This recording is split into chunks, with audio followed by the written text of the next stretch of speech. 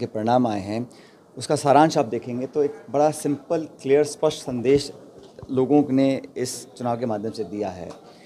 Bharatiya Janata party चुनाव से पहले 303 सीटों पर थी लोकसभा की, और क्लेम उन्होंने किया सदन के अंदर 370 और गठबंधन के लिए 400। तो भाजपा के लगभग 65-70 सांसद कम हुए हैं और 400 की बात करने वाली अब 200 कुछ पे आके मामला अटक गया है।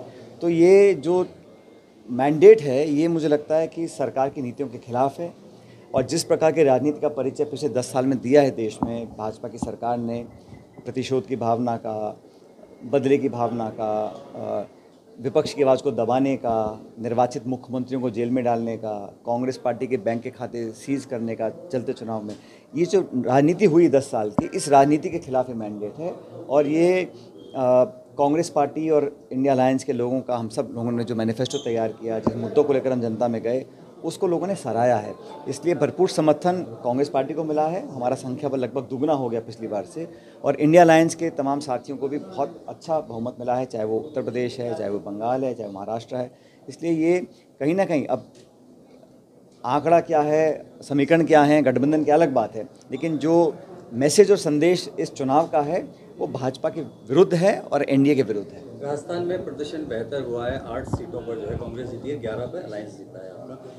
पूर्वी राजस्थान में खासतौर से विशेष तरह से आपका प्रभाव देखने को मिला है, ये किस तरह के संकेत हैं? देखिए, विधानसभा चुनाव में हम लोग सरकार नहीं बना पाए और उसका हमको बहुत खेद है, और दुर्भाग्यवश हर बार ऐसा ही होता है। 30 साल से हम सरकार बनाते हैं, फिर हम हार जाते हैं। तो इस बार भी हम चुनाव में कामयाब नहीं हो पाए, लेकिन लोकसभा चुनाव के अंदर हम लोगों ने बहुत गहन चिंतन किया, और जो प्रत्याशियों का चयन था और किन मुद्दों को लेकर हम जाएंगे, कौन कहाँ कितना कैंपेन करेगा, शुरुआत से हम लोगों ने अपना बहुत ध्यान फोकस किया था। मुझे खुशी है कि ना सिर्फ जहाँ आज हम हैं कौंसला माधोपुर, लेकिन भरतपुर, धौलपुर, करौली, दौसा, पूरे शेखावटी में, बाड़मेर में, गंगानगर में, यहाँ हमको बहुमत और समर्थन मिला, और हमारे जो साथी दल हैं उनको भी लोगों ने पसंद किया है। तो इस पूरे क्षेत्र में यहाँ के लोगों ने बहुत सहयोग दिया, और हर समाज ने, 36 कौम के लोगों ने हम लोगों को समर्थन किया। और मैं हमेशा से ही नौजवानों को प्रोत्साहित करने की पैरवी करता आया हूँ, और देश में जहाँ जहाँ भी कांग्रेस पार्टी ने हम लोगों ने नौजवानों को प्रयोग में लेकर आए हैं, उसका जनता ने स्वागत ही किया है। युवाओं को आगे लाने की आप बात करते रहे, अगर 2023 के चुनाव में युवाओं की भूमिका तय हो जाती तो इसका फायदा राजस्थान में देखने को मिलता है। भविष्य में युवाओं की भूमिका को आप किस तरह? ये तो हर चुनाव के लिए मूल मंत्र है। जितना ज़्यादा युवाओं को आप मौका देंगे, टिकट देंगे, चाहे वो लोकसभा हो चाहे विधानसभा हो, उतना ज़्यादा हर दल को फ़ायदा मिलता है। और मैं कांग्रेस पार्टी के अंदर हमेशा इसकी पैरवी करता आया हूँ। कभी कभी लोग इसको अदरवाइज ले लेते हैं, लेकिन मुझे लगता है कि ये नौजवान देश है, उनकी प्रतिभाओं को समझते हुए उनको मौका देना चाहिए। अब जयपुर ग्रामीण से हमने पार्टी ने टिकट दिया था अनिल चोपड़ा जी को, वो 30-31 साल के हैं, और 1600 वोट से उनको पराजित घोषित किया गया। उसकी हम लोगों ने जांच की मांग की है कि उसमें कहीं गड़बड़ी ना हो, पारदर्शिता बरती जाए, और वो कैंडिडेट ने लिखित में उसका पूरा जांच की मांग भी करी है। तो अच्छा चुनाव उन्होंने लड़ा, और हर जगह जहाँ जहाँ नौजवान लड़े हैं, हम अधिकांश जगह हम जीते हैं। एनडीए सरकार गठन का दावा कर रहा है, दावा कर दिया है उन्होंने, 9 की शपथ की बात आ रही, किस तरह उम्मीद कर रहे हैं कि सरकार किस तरह चलने वाली है? देखिए, ये किस तरह उम्मीद कर रहे हैं कि सरकार किस तरह चलने वाली है? देखिए, ये टीडीपी और नीतीश कुमार का रोल जो है, अभी आज जो मुद्दा सामने आया है, मेरे ख्याल जनता दल यूनाइटेड ने मामले को उठाया है कि अग्निवीर जो स्कीम है उस पर पुनर्विचार करना चाहिए। और मैं तो समझता हूँ कोई दल, कोई नेता, कोई पार्टी अगर अग्निवीर का विरोध करती है तो देश हित में कर रही है, क्योंकि कांग्रेस पार्टी ने एक स्पष्ट कमिटमेंट किया था, अगर हम सरकार में आते हैं तो हम अग्निवीर को रद्द करेंगे, पुरानी भर्ती को चालू करेंगे।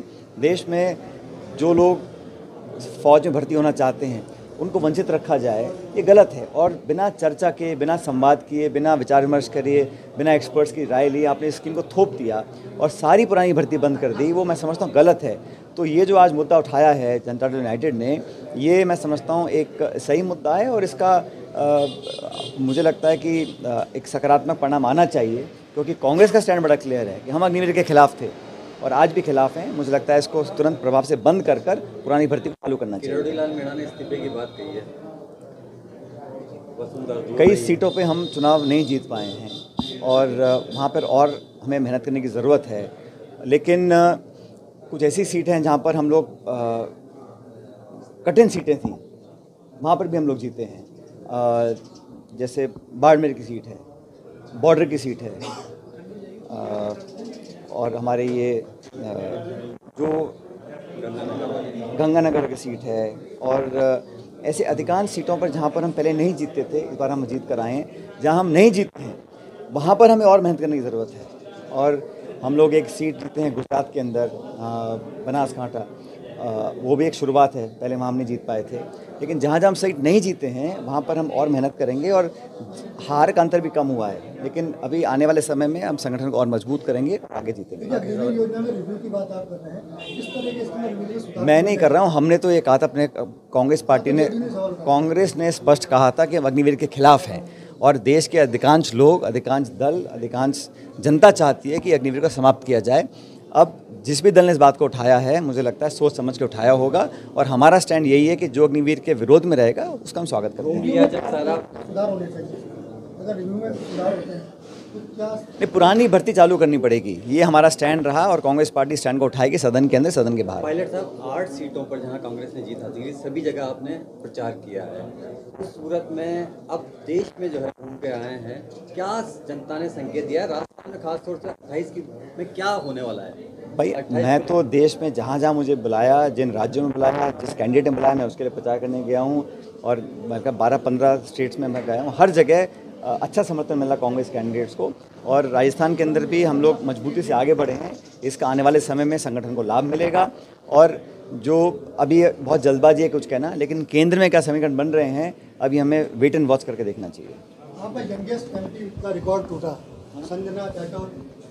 संजना जाटव जी हमारी छोटी बहन को टिकट हमेले का दिया था, बहुत कम वोट से हारी थी, और इस बार लोकसभा का चुनाव लड़ी हैं भरतपुर से। और मुझे लगता है कि जिस तरीके से उन्होंने चुनाव लड़ा और जैसे जनता ने को समर्थन किया है, तो सत्ताधारी दल का धन, बल और संसाधन सब धरे रह गए, और एक गरीब घर की एक नौजवान लड़की को, महिला को पार्टी ने टिकट दिया और जनता ने जिताया।